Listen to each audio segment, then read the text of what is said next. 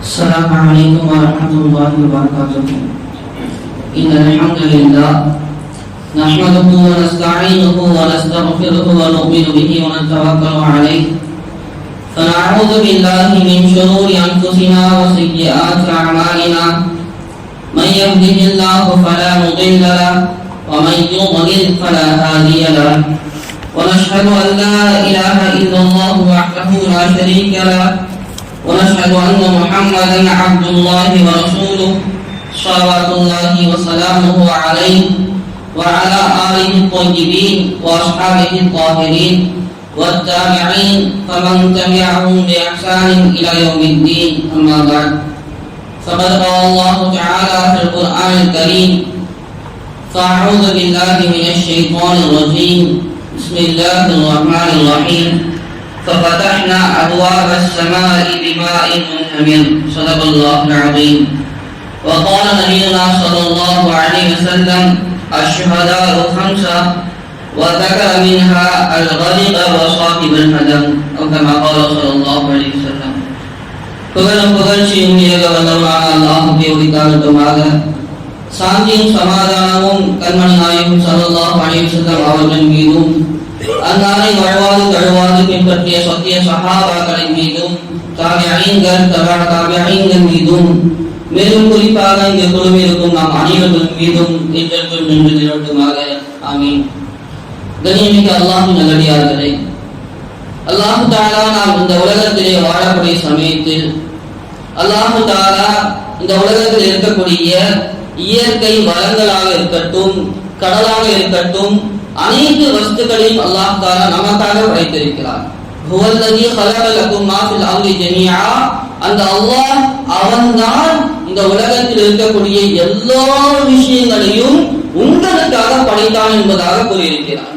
கண்ணியமிக்கவர்களே, சூரியன் வருவது இந்த மனிதனுக்காக, கடல் அலைகள் அடிப்பது இந்த மனிதனுக்காக, காடுகள் மனிதனுக்காக, மீன்கள் மனிதனுக்காக, எல்லா விஷயங்களையும் மனிதனுக்காக அல்லாஹ் தஆலா படைத்து விட்டு இந்த மனிதனை படைத்த நோக்கத்தை பற்றி கூறக்கூடிய சமயத்திலே வமா கலகுல் ஜின்ன வல் இன்ஸ இல்லா லியஅபுதூன், மனிதனையும் ஜின்னையும் என்னை வணங்குவதற்கே அன்றி எந்த ஒரு காரணத்திற்காகவும் நான் படைக்கவில்லை, வேறு காரணம் இல்லை. மனிதனை படைத்த நோக்கம் என்னை வணங்க வேண்டும், எனது கட்டளைகளை பின்பற்ற வேண்டும், நான் ஏவியதை செய்ய வேண்டும், நான் தடுத்ததை விட்டுவிட வேண்டும். இந்த ஒரே காரணத்திற்காகத்தான் அல்லாஹ் தஆலா மனிதனை படைத்தான். கண்ணியமிக்கவர்களே, இந்த மனிதன் தான் எதற்காக படைக்கப்பட்டானோ அந்த நோக்கத்தை விட்டு வரம்பு மீறக்கூடிய சமயத்திலே இந்த மனிதனுக்காக எவையெல்லாம் படைக்கப்பட்டதோ அவைகளை அல்லாஹ் தஆலா மனிதனுக்கு எதிராக வரம்பு மீற செய்கிறான். இந்த மனிதன் அல்லாஹ்வுடைய கட்டளைகளை குறை செய்கிறான், வரம்பு மீறுகிறான், அல்லாஹ் தடுத்த பாவங்களை செய்கிறான். அந்த சமயத்தில் அல்லாஹ் தஆலா இந்த மனிதனுக்காக படைக்கப்பட்ட விஷயங்களை மனிதனுக்கு எதிராக வரம்பு மீற செய்கிறான். கண்ணியமிக்கவர்களே, அல்லாஹ் தஆலா தனது திருமறையிலே ஒவ்வொரு கூட்டத்தையும் தான் எப்படி அழித்தோம் என்பதாக கூறி காட்டுகிறான். அதிலே நூஹ் அலைஹிஸ்ஸலாம் அவருடைய கூட்டத்தை பற்றி அல்லாஹ் தஆலா கூறுவார்: அவர்கள் அல்லாஹ்வுடைய கட்டளையை வரம்பு மீறினார்கள், அல்லாஹ்வுடைய கட்டளையிலே வரம்பு மீறினார்கள், தண்ணீர் வரம்பு மீறி அவர்களை அழித்தது. வலம்மா தரல் மாஉ, அல்லாஹ் குறிப்பிட்டு காட்டுவான், தண்ணீர் வரம்பு மீறி அவர்களை அழித்தது. இரண்டாவதாக அல்லாஹ் தஆலா ஆதுடைய கூட்டத்தை பற்றி திருமறையிலே கூறி காட்டுவான்: ஃபஉஹ்லிகு பிரீஹின் ஸர்ஸரின் ஆதியா, ஆது கூட்டத்தினர்கள் வரம்பு மீறினார்கள், வரம்பு மீறி வீசக்கூடிய காற்றின் மூலமாக அல்லாஹ் அவர்களை அழித்து காட்டினார். ஆக கண்ணியமிக்கவர்களே, இந்த உலகத்திலே நாம் அல்லாஹ்வுடைய இபாதத்திலே எப்படி நடந்து கொண்டிருக்கிறோம், அல்லாஹ்வுடைய கட்டளையை நாம் எப்படி பின்பற்றி இருக்கிறோம், அதை பொறுத்துதான் இந்த உலகத்தில் இருக்கக்கூடிய அனைத்து இயற்கை வளங்களும் நமக்கு தோதுவாக இருந்து கொண்டிருக்கும். கண்ணியமிக்கவர்களே, ஒரு அடியான் செய்யக்கூடிய பாவம் முதலாவதாக அவனது உள்ளத்தில் தாக்கத்தை ஏற்படுத்தி கொண்டே இருக்கும். பிறகு அவன் அந்த பாவத்தை செய்ய செய்ய அந்த பாவத்துடைய துர்குணம், துர்பாக்கியம், அதனுடைய முசீபத் இருக்கிறது, அந்த குடும்பத்தில் அது வெளிப்பட்டு கொண்டிருக்கும். இறுதியாக இந்த உலகத்திலே மாற்றம் ஏற்படுவதற்குண்டான காரணமாக நாம் செய்யக்கூடிய பாவங்கள் அமைந்துவிடும். கண்ணியமிக்கவர்களே, சஹாபாக்கள் கூறி காட்டுவார்கள், காலையில் எழுந்தவுடன் காட்டில் இருக்கக்கூடிய பறவைகள் எல்லாம் மனிதனை சபித்துக் கொண்டிருக்குமா. காலையில் எழுந்தவுடன் காட்டில் இருக்கக்கூடிய பறவைகள் மனிதனை சபித்துக் கொண்டிருக்கும். ஆதமுடைய மகனே, மனிதனே, நீங்கள் செய்த பாவத்தின் காரணமாகத்தான் எங்களுக்கு மழையை கிடைப்பதில்லை, எங்களுக்கு ரிஸ்க் கிடைப்பதில்லை, காரணம் நீங்கள் செய்யக்கூடிய பாவத்தின் பீடையின் காரணமாகத்தான் என்பதாக காட்டில் இருக்கக்கூடிய விலங்கினங்கள் பறவைகள் எல்லாம் மனிதரை சபித்துக் கொண்டிருக்குமாம். கண்ணியமிக்கவர்களே, அது போன்று அல்லாஹ் தஆலா ஏற்படுத்தி கொண்ட ஒரு காட்சி தான் ஓரிரு தினங்களுக்கு முன்பதாக கேரளாவில் ஏற்பட்டிருக்கக்கூடிய பெரிய வெள்ளப்பெருக்காக இருந்து கொண்டிருக்கிறது. கண்ணியமிக்கவர்களே, 100 ஆண்டுகளுக்கு முன்பதாக 1924 ஆண்டு ஏற்பட்ட வெள்ளத்திற்கு பிறகு இன்று ஏற்பட்டிருக்கக்கூடிய வெள்ளம், 2-3 நாட்களுக்கு முன்னால் ஏற்பட்டிருக்கக்கூடிய வெள்ளம் இருக்கிறது, அதை விட 100 ஆண்டுகளுக்கு முன்பதாக ஏற்பட்ட வெள்ளப்பெருக்கை விட மிக மோசமானதாக இருந்து கொண்டிருக்கிறது என்பதாக பதிவு செய்து காட்டுகிறார்கள். கண்ணியமிக்கவர்களே, ஒரே ஒரு பகுதியை சார்ந்த வயநாடு என்பதாக சொல்லக்கூடிய அந்த ஒரு பகுதியில் இருக்கக்கூடிய இதுவரை 324 நபர்கள் சடலமாக மீட்கப்பட்டிருக்கிறார்கள். கண்ணியமிக்கவர்களே, இன்னும் பல நபர்களை அவர்கள் உயிரோடு இருக்கிறார்களா இல்லை இறந்து விட்டார்களா என்பதாக அவர்களை பார்க்க முடியாமல் இன்று வரை தேடிக்கொண்டிருக்கிறார்கள். கண்ணியமிக்கவர்களே, அது மட்டுமல்ல, முழு கேரளத்திலும் 42 சிறிய பெரிய என அணைக்கட்டுகள் திறந்து விடப்பட்டிருக்கின்றன. மழையின் காரணமாக அணைகள் எல்லாம் மூழ்கி அந்த 42 அணைக்கட்டுகள் திறந்து விடப்பட்டிருக்கின்றன. 1500 டென்ட்டுகள் இடப்பட்டு, கேம்புகள் இடப்பட்டு லட்சக்கணக்கான மக்கள் தங்களது வீடுகளை இழந்து அங்கே தங்கிக் கொண்டிருக்கிறார்கள். கண்ணியமிக்கவர்களே, எவ்வளவு பெரிய ஒரு அல்லாஹ்வுடைய சோதனையாக இருந்து கொண்டிருக்கிறது. இந்த சோதனை நாம் பார்த்துவிட்டு ஒரு செய்தியாக கடந்து விட முடியாது. ஒவ்வொரு முஸ்லிமும் ஒவ்வொரு முஸ்லிமும் இது போன்ற நிகழ்வுகளை அல்லாஹ் தஆலா ஏற்படுத்தி காட்டும் பொழுது அதிலிருந்து நமக்கு என்ன படிப்பினை கிடைக்கிறது, எதன் காரணமாக இது போன்ற செயல்களை அல்லாஹ் தஆலா நிகழ்த்தி காட்டுகிறான் என்பதாக நாம் சிந்தித்து பார்க்க கடமைப்பட்டிருக்கிறோம். ஏதோ ஒரு நமக்கு நடக்கவில்லை என்பதாக நாம் கடந்து சென்று விடக்கூடாது. நமக்கு அருகில் இருக்கக்கூடிய மாவட்டம் தானே, நமக்கு இன்னும் மழையே பெய்ய ஆகவில்லையே என்பதாக எண்ணிக்கொண்டு நாம் இதை கடந்து செல்லவிடக்கூடாது. ஒவ்வொரு முஃமினும் முஸ்லிமும் இதன் காரணமாக அல்லாஹ் தஆலா எனக்கு என்ன இதிலே படிப்பினை வைத்திருக்கிறான், நான் இதன் மூலமாக என்ன படிப்பினை பெறுகிறேன் என்பதாக ஒவ்வொரு நபர்களும் நாம் சிந்தித்து பார்க்க கடமைப்பட்டிருக்கிறோம். கண்ணியமிக்கவர்களே, அதிலே முதலாவது அல்லாஹ் தஆலாவுடைய இந்த மாற்றத்திற்குண்டான காரணம் இயற்கை அல்லாஹ் தஆலா இது போன்று ஏற்படுத்துவதற்குண்டான காரணமாக உலமாக்கள் நாம் செய்யக்கூடிய பாவங்களை குறிப்பிட்டு காட்டுகிறார்கள். எங்கே பாவங்கள் அதிகமாகிக் கொண்டே இருக்குமோ அந்த பாவத்தின் பீடையின் வெளிப்பாடு அல்லாஹ் தஆலா இது போன்ற இயற்கை மாற்றங்களை கொடுத்து அழிவுகளை ஏற்படுத்தி காட்டுகிறார் என்பதாக உலமாக்கள் கூறி காட்டுகிறார்கள். இரண்டாவது, நமக்கு அல்லாஹ் தஆலா உணர்த்தி காட்டுகிறான், நீங்கள் வாழ்நாளெல்லாம் சேகரித்த செல்வம், நீங்கள் வாழ்க்கையை அர்ப்பணித்து பல தியாகங்கள் செய்து பல நாட்கள் உழைத்து வாங்கிய இடமாக இருக்கட்டும், காராக இருக்கட்டும், நீங்கள் கட்டிய பங்களாவாக இருக்கட்டும், ஒரு இரவிலே அல்லாஹ் தஆலா ஒட்டுமொத்தமாக அதை அல்லாஹ் தஆலா அழித்து காட்டினான். எவ்வளவுதான் நீங்கள் உலகத்திற்காக சேர்த்து வைத்தாலும் அது ஒரு நாள் அழிந்து போகும் என்பதாக அல்லாஹ் கூறுகிறான் அல்லவா. அந்த அழிவை அதை நாம் சிந்தித்து பார்க்காமல் மேலும் மேலும் ஆசிரத்தை மறந்துவிட்டு உலகத்திற்காகவே செல்வத்தை சேர்ப்பதிலே ஒரு வாழ்க்கையை கலைத்துக் கொண்டிருக்கிறோம் அல்லவா. அந்த செல்வத்தின் நிலையை நீங்கள் பாருங்கள். நீங்கள் வாழ்க்கையெல்லாம் செலவழித்து கட்டிய வீடை பாருங்கள், நீங்கள் வாழ்க்கையெல்லாம் கஷ்டப்பட்டு சம்பாதித்து வாங்கிய வாகனத்தை பாருங்கள், காரை பாருங்கள். ஒரு இரவு தூங்கி எழுவதற்குள்ளாக அல்லாஹ் தஆலா ஒட்டுமொத்த ஊரையை அல்லாஹ் தஆலா அழித்து காட்டியிருக்கிறார். அனைத்தும் சுண்ணாபின்னமாக ஆகிவிட்டது. எத்தனையோ வீடுகள் இருந்த இடம் தெரியாமல் ஆகிவிட்டது. ஆக கண்ணியமிக்கவர்களே, இந்த உலகத்துடைய அழிவின் நிலையை அல்லாஹ் தஆலா உணர்த்தி காட்டுகிறான். நாம் எவ்வளவு சேகரித்தாலும் சரி ஒரு நாள் அது ஒன்றும் இல்லாமல் ஆகிவிடும். மறுமைக்காக நாம் எவ்வளவு பாடுபட்டுக் கொண்டிருக்கிறோமோ அது சிறிய அமலாக இருந்தாலும் சரி அதை நாளைக்கு மறுமை நாளிலே அல்லாஹ் தஆலா கொண்டு வந்து காட்டுவான். உலகத்திற்காக நாம் சேர்த்து வைப்பது முற்றிலுமாக அது அழிந்து செல்லக்கூடியதாக இருந்து கொண்டிருக்கிறது என்பதை நமக்கு உணர்த்துவதற்காக அல்லாஹ் தஆலா இது போன்ற இயற்கை சீற்றங்களை ஏற்படுத்தி காட்டுகிறார். மூன்றாவதாக உலமாக்கள் கூறி காட்டுகிறார்கள், இதன் மூலமாக அல்லாஹ் தஆலா அடியார்கள் படிப்பினை பெற்று தன்னின் பக்கமாக திரும்ப வேண்டும், தன்னை வணங்குவதற்காக அவர்கள் திரும்பி வர வேண்டும் என்பதற்காக இது போன்ற படிப்பினைக்குரிய நிகழ்வுகளை அல்லாஹ் தஆலா நிகழ்த்தி காட்டுகிறான். அல்லாஹ் தஆலா திருமறையில் கூறி காட்டுவான், அவர்களுக்கு படிப்பினை பெற வேண்டாமா, வருடத்திற்கு ஒரு முறை இரண்டு முறை இது போன்று இயற்கை சீற்றங்கள் சோதனைகள் மூலமாக அவர்கள் பிடிக்கப்படுகிறார்களே, அவர்கள் என்னின் பக்கமாக அவர்கள் செய்யக்கூடிய பாவங்களை விட்டு தௌபா செய்து என்னின் பக்கமாக திரும்பி வர வேண்டாமா என்பதாக அல்லாஹ் தஆலா கேட்கிறான். அது மட்டுமல்ல, மீண்டும் அல்லாஹ் தஆலா கூறுவான், அவர்கள் இதன் மூலமாக படிப்பினை பெற மாட்டார்களா என்பதாக அல்லாஹ் தஆலா கேட்கிறான். கண்ணியமிக்கவர்களே, இது போன்ற நிகழ்வுகள் அதை பார்த்து நாம் படிப்பினை பெற வேண்டும். நமது பாவங்களை நினைத்து அல்லாஹ் தஆலாவிடத்திலே அதிகமாக நாம் பாவ மன்னிப்பு கேட்க வேண்டும். காரணம், பாவத்தின் காரணமாகத்தான் அல்லாஹ் தஆலா இது போன்ற நிகழ்வுகளை நிகழ்த்தி காட்டுகிறான். தனது பாவங்களை விட்டுவிட்டு தன்னின் பக்கமான அடியார்கள் திரும்ப வேண்டும் என்பதற்காக இது போன்ற மாற்றங்களை அல்லாஹ் தஆலா நிகழ்த்தி காட்டுகிறான். கண்ணியமிக்கவர்களே, அதே போன்ற ஒரு விஷயத்தை நாம் முடிவு செய்து விடக்கூடாது. அங்கே இருக்கக்கூடிய நபர்கள் எல்லாம் பாவிகளாக இருக்கிறார்கள்.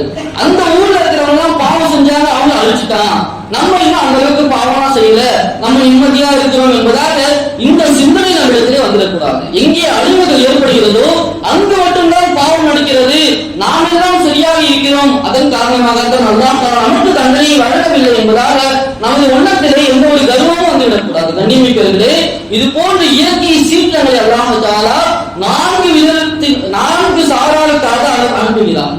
அந்த இயற்கை சீற்றத்தில் மரணிக்கக்கூடிய நபர்கள், பாதிக்கப்படக்கூடிய நபர்கள் 4 விதமான நபர்களாக இருப்பார்கள். ஒருவர்கள் இருக்கிறார்களே, அவர்கள் முஃமின்களாக இருப்பார்கள், அல்லாஹ்வுடைய கடமைகளை சரியான முறையில் நிறைவேற்றக்கூடிய நபர்களாக இருப்பார்கள்.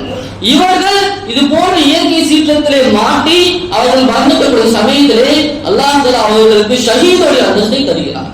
இந்த காலத்திலே அல்லாஹ்வுடைய பாதையிலே போர் செய்வது என்பதாக இல்லை. எனவே அல்லாஹ் தஆலா ஷஹீதுகளை ஏற்படுத்த வேண்டும். ஒரு நபருக்கு அல்லாஹ் தஆலா ஷஹாதத்தை கொடுக்க வேண்டும் என்று நாடிவிட்டார் என்று சொன்னால் அந்த நபருக்கு இது போன்ற விஷயத்தை ஏற்படுத்தி அவருக்கு ஷஹாதத்தை கொடுக்கிறார். நபி ஸல்லல்லாஹு அலைஹி வஸல்லம் அவர்கள் கூறி காட்டினார்கள், அஷ்ஹுதாஉ ஃபம்ஸா, அல்லாஹ்வுடைய பாதையிலே சென்று உயிர் தியாகம் செய்யக்கூடிய நபர்கள் இருக்கிறார்களே 5 வகையாக இருக்கிறார்கள். வெறும் அல்லாஹ்வுடைய பாதையிலே வாழேந்தி சென்று தனது உயிரை வெட்டுப்பட்டு இறக்கிறார்களே அவர்கள் மட்டும் ஷஹதாக்கள் அல்ல, மாறாக 5 விதமான பிரிவினர்கள் நபி அவர்கள் கூறினார்கள். அதிலே ஒரு நபர்கள் நீரில் மூழ்கி இறந்து போகிறார்களே அவர்களும் ஷஹீத் என்பதாக நபி ஸல்லல்லாஹு அலைஹி வஸல்லம் கூறி காட்டினார்கள். அதே போன்று இடிபாடுகளில் சிக்கி அங்கே உயிரை தியாகம் செய்கிறார்களே அவர்களும் ஷஹீத் என்பதாக நபி ஸல்லல்லாஹு அலைஹி வஸல்லம் அவர்கள் நமக்கு பதிவு செய்து காட்டுகிறார்கள். கண்ணியமிக்கவர்களே, முதலாவது சாரார் அல்லாஹ்வுடைய கட்டளை நிறைவேற்றக்கூடிய அல்லாஹ்வுடைய அடியார்கள்.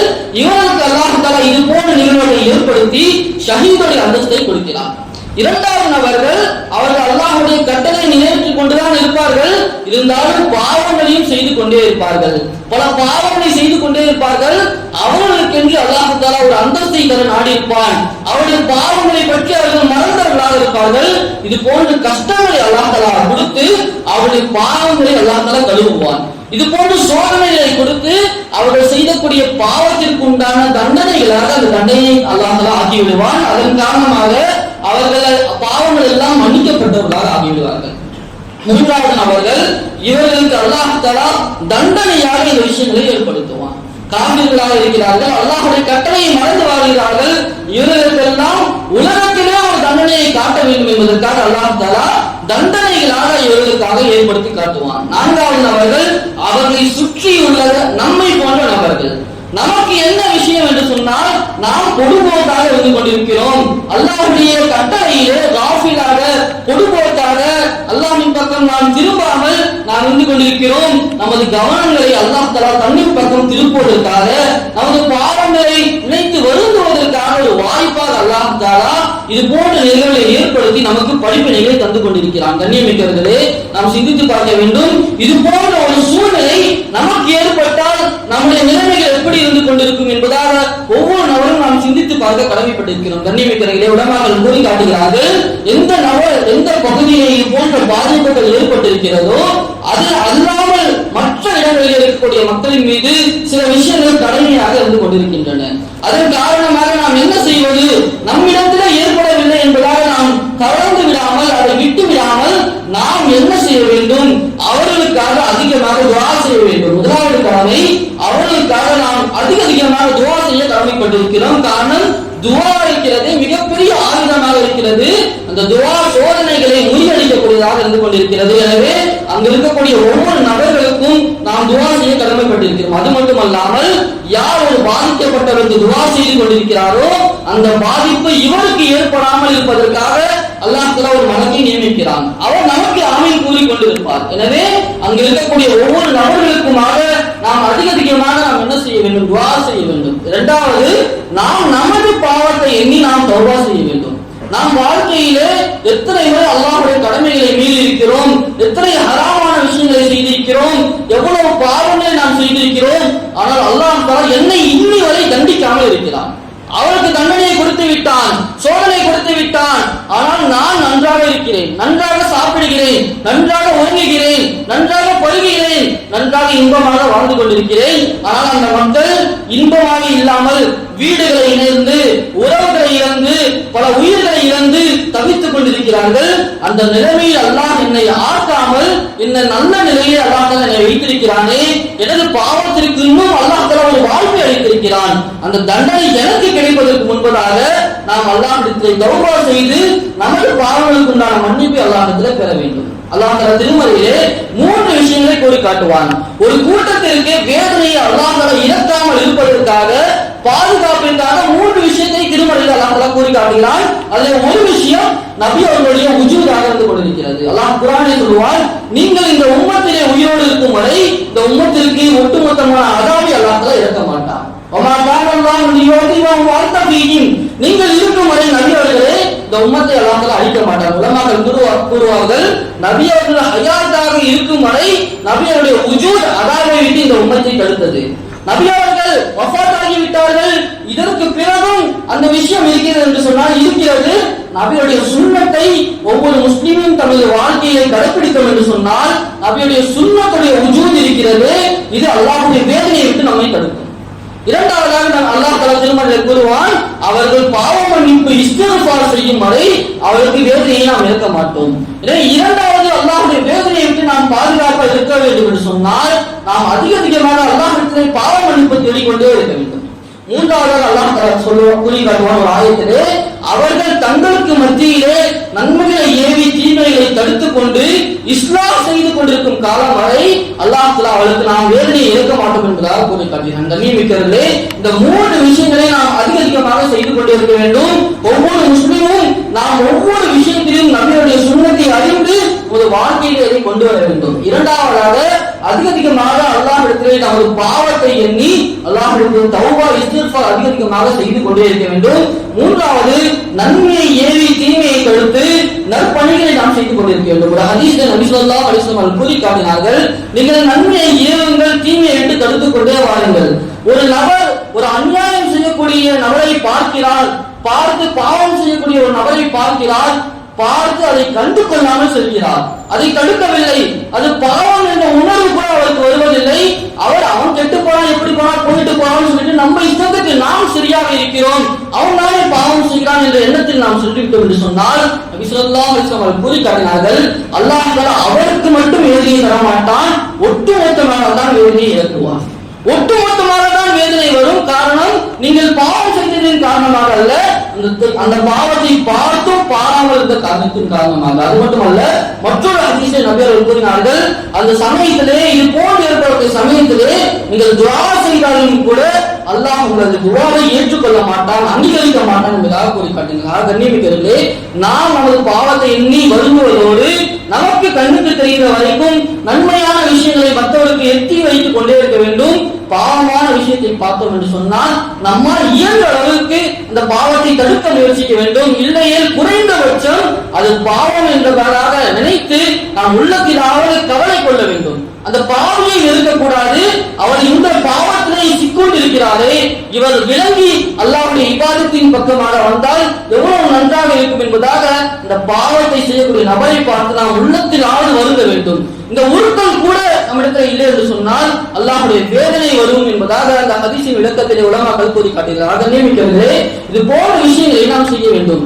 அடுத்ததாக உலமாக்கள் கூறி காட்டுவார்கள், அவர்களுக்கு துஆ செய்வதுடன் மற்றும் நிறுத்திக் கொள்ளாமல் உங்களால் இயன்ற உதவிகளை நீங்கள் செய்யுங்கள். நபி ஸல்லல்லாஹு அலைஹி வஸல்லம் அவர்கள் மக்காவில் வாழ்ந்த பிறகு அங்கே எவ்வளவு கஷ்டங்கள் பட்டார்கள் என்று நமக்கு தெரியும், அங்கே எவ்வளவு கொடுமைப்படுத்தப்பட்டார்கள் என்பதாக நமக்கு தெரியும். இருந்தாலும் நபி அவர்கள் ஹிஜ்ரத் சென்ற பிறகு மக்காவிலே மிகப்பெரிய ஒரு பஞ்சம் ஏற்படுகிறது.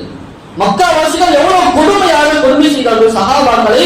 ஆனால் அங்கே பஞ்சம் ஏற்பட்டது என்று தெரிந்தவுடன் அங்கு வாழ்வோர்களும் மனிதர்கள் தான், அங்கு இருப்பவர்களுக்கும் பசி ஏற்படும், அவர்களும் சோதனை தாங்க முடியாத மனிதர்களாகத்தான் இருக்கிறார்கள் என்பதாக அறிந்து கொண்டு நபி அவர்கள் 500 தங்க காசுகளை மக்காவிற்கு அனுப்பி வைத்தார்கள். காரணம், துன்பத்தில் சிக்குண்டவர்களுக்கு உதவுவது இருக்கிறது, இது நபிமார்களுடைய பெரிய சுன்னத்தாக இருக்கிறது. அவர் முஸ்லிமாக இருந்தாலும் சரி, மாற்று மதத்தாராக இருந்தாலும் சரி, பாவம் செய்யக்கூடிய பாவியாக இருந்தாலும் சரி, அவர் துன்பத்தில் சிக்குண்டு பேர் அழிவில் இருக்கிறார் என்று சொன்னால் நம்மால் இயன்ற உதவிகளை அவருக்கு செய்ய வேண்டும் என்று நபிமார்களுடைய சுன்னத்தாக இது வழிமுறையாக இருந்து கொண்டிருக்கிறது. இரண்டாவதாக நபி ஸல்லல்லாஹு அலைஹி வஸல்லம் அவர்கள் ஹதீஸிலே கூறியிருக்கிறார்கள், யார் ஒரு சகோதரனுடைய தேவைக்காக நடப்பாரோ, கொஞ்ச தூரம் நடப்பாரோ, அவருக்காக அல்லாஹ் தஆலா 75,000 மலக்குமார்களை நியமிக்கிறான். 75,000 மலக்குமார்கள் அவருக்காக துஆ செய்து கொண்டே இருப்பார்கள். அந்த தேவையை அவர் பூர்த்தி செய்து விட்டார் என்று சொன்னால் அவர் ஹஜ் உம்ரா செய்த நன்மை அல்லாஹ் தஆலா அவருக்கு எழுதுகிறார். ஒரு பரிபூர்ணமான ஹஜ், ஒரு பரிபூர்ணமான உம்ரா செய்வதற்குண்டான நன்மை ஒரு சகோதரருடைய தேவையை நிறைவேற்றுவதில் இருந்து கொண்டிருக்கிறது. கண்ணியமிக்கவர்களே, ஹசன் ரலியல்லாஹு அன்ஹு அவர்கள் காபத்துல்லாவை தவாஃப் செய்து கொண்டிருக்கிறார்கள், நஃபிலான ஹஜ்ஜை உம்ராவை நிறைவேற்றிக் கொண்டிருக்கிறார்கள். அந்த சமயத்திலே ஒரு நபர் வந்து உதவி கேட்கிறார். உடனே அந்த தவாஃபை நிறுத்திவிட்டு அந்த நபருடன் சென்று அவருக்குண்டான தேவைகளை முடித்துவிட்டு அவர்கள் வருகிறார்கள். அப்பொழுது அருகில் இருந்த ஒரு நபர், தவாஃப் செய்து கொண்டிருக்கிறீர்கள், இந்த நேரத்தில் ஒருவர் வந்து அழைத்ததற்காக நீங்கள் அந்த தவாஃபையே விட்டுவிட்டு செல்கிறீர்களே, காரணம் என்ன என்பதாக கேட்கக்கூடிய சமயத்திலே ஹசன் ரலியல்லாஹு அன்ஹு அவர்கள் கூறி காட்டினார்கள், நான் இப்பொழுது செய்தால் ஒரு உம்ராவை செய்திருப்பேன், ஆனால் அந்த சகோதரனுடைய தேவையை நான் பூர்த்தி செய்ததன் காரணமாக அல்லாஹ் தஆலா எனக்கு ஒரு ஹஜ், ஒரு உம்ராவுடைய முழுமையான நன்மையை தந்துவிட்டால், மேலும் நான் இப்போது ஒரு உம்ராவிற்காக தவாஃப் செய்து கொண்டிருக்கிறேன் என்பதாக கூறி காட்டினார். கண்ணியமிக்கவர்களே, நாம் நம்மால் முடிந்த இயன்ற அளவுக்கான உதவிகளை அவருக்கு நாம் செய்ய வேண்டும். கண்ணியமிக்கவர்களே, இது போன்ற விஷயத்திற்கு நாம் அதிகமாக நமது செல்வங்களை செலவழிக்க வேண்டும். இது போன்ற விஷயத்திற்கு செலவழிப்பதற்குண்டான 18 விதமான பலன்களை உலகமாக நமக்கு எழுதி காட்டியிருக்கிறார்கள் குர்ஆன் ஹதீஸின் மூலமாக. முதலாவது, அதன் மூலமாக இது போன்ற விஷயத்திற்காக அல்லாஹ்வுடைய பாதையை நாம் செலவழிக்கிறோம், நம்மால் முடிந்த உதவிகளை செய்கிறோம் என்று சொன்னால் நமக்கு இருக்கக்கூடிய நோய்களுக்கு அல்லாஹ் தஆலா ஷிஃபாவாக ஆக்கி வைப்பான். நமக்கு ஏற்படக்கூடிய கஷ்டங்களை அல்லாஹ் தஆலா மூலமாக நீக்குகிறான். நமது குடும்பத்தில் ஏற்படக்கூடிய பிரச்சனைகள் அல்லாஹ் தஆலா காரணமாக நீக்குகிறான். அது மட்டுமல்ல, அல்லாஹ் நமக்கு வழங்கக்கூடிய நன்மைகளை அல்லாஹ் தஆலா 700 மடங்கு தான் நாடியவருக்கு அதை விட பன்மடங்கு ஆக்கி இந்த நன்மைகளுக்கு அல்லாஹ் தஆலா காரணமாக அதை ஆக்கி அருள்கிறான். ஆக கண்ணியமிக்கவர்களே, இது போன்ற விஷயங்களுக்கு நம்மால் இயன்ற உதவிகளை நாம் செய்ய வேண்டும், அவருக்காக துஆ செய்ய வேண்டும். முதலாவது. இரண்டாவது, நமது பாவத்தை எண்ணி நாம் அதிகமாக தௌபா செய்ய வேண்டும். மூன்றாவதாக, அல்லாஹ் இடத்திலே நமது நிலைமைகளை நாம் மாற்றிக்கொள்ள வேண்டும். நாம் செய்திருக்கக்கூடிய பாவங்களை விட்டுவிட்டு அல்லாஹ் இபாதத் செய்வதின் பக்கமாக நாம் திரும்ப வேண்டும். நபி ஸல்லல்லாஹு அலைஹி வஸல்லம் அவருடைய சுன்னத்தை நமது வாழ்க்கையிலே கொண்டு வருவதற்காக ஒவ்வொரு நபரும் நாம் முயற்சிகள் எடுக்க வேண்டும். இறுதியாக அவர்களுக்காக நாம் உதவி செய்வது ஒவ்வொரு முஸ்லிமின் மீதும் கடமையாக இருந்து கொண்டிருக்கிறது. நம்மால் முடிந்த அளவிற்கு அவர்களுக்காக உதவி செய்யும்படியாக ஜமாத்துல் உலமாவின் மூலமாக, உலமாக்கள் சபையின் மூலமாக நமக்காக கேட்டுக் கொண்டிருக்கிறார்கள். ஆனால் ஒவ்வொரு நபர்களும் ஜும்மாவிற்கு பிறகு வசூல் செய்யப்படும் நம்மால் முடிந்த உதவிகளை அவர்கள் செய்து அவர்களுக்காக துஆ செய்து அல்லாஹ்வுடைய பொருத்தம் பெற்று சொர்க்கத்திற்கு செல்லக்கூடிய நன்மக்களாக அல்லாஹ் தஆலா நாம் அனைவரையும் ஆக்கி அருள்வானாக. வ ஆகிரு தஅவானா அல்ஹம்துலில்லாஹி ரப்பில் ஆலமீன். அஸ்ஸலாமு அலைக்கும் வ ரஹ்மத்துல்லாஹி வ பரகாத்துஹு.